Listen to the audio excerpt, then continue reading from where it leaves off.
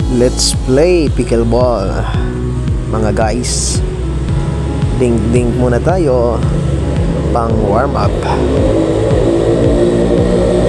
Yan po ang basic warm up ng pickleball, dinking.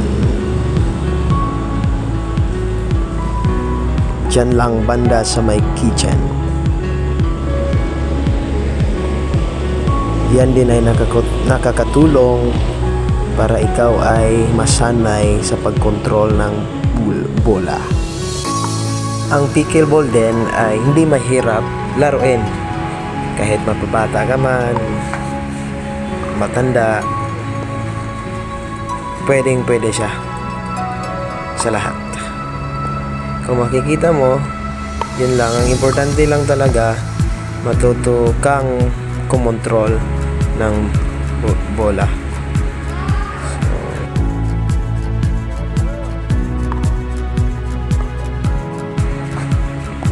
Yung rules naman nito ay para siyang combination ng table tennis at saka badminton.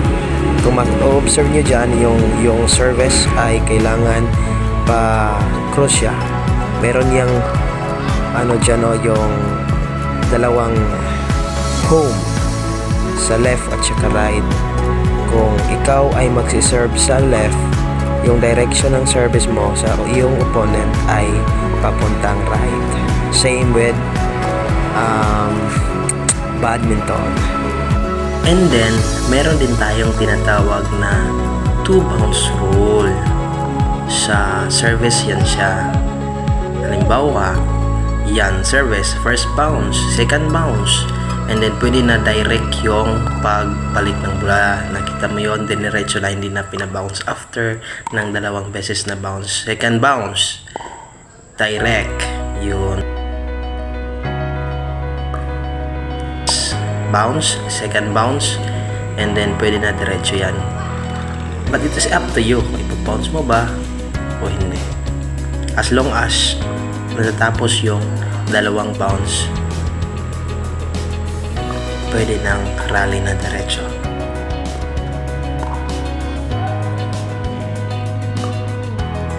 First bounce, second bounce, yun.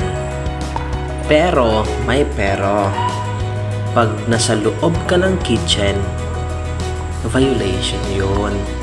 Make sure na pag itiretso mo na after the 2 bounce rule, hindi ka naka-apak or naka-land sa may kitchen area, yung may kulay blue.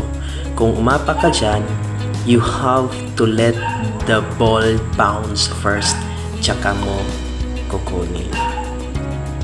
So yon, maglaro ka na ng pickleball, except sa kapag bibigay ito ng kalusugan sa ating katawan, maganda din itong libangan together with your loved ones, friends, or special someone. Yun guys, I hope na may na-learn kayo. Enjoy watching and God bless.